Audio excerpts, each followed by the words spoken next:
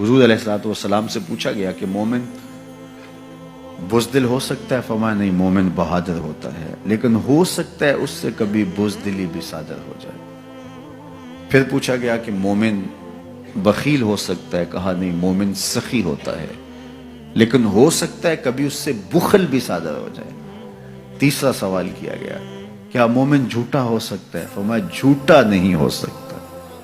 ये पक्की बात है, मोमिन झूठा नहीं हो सकता।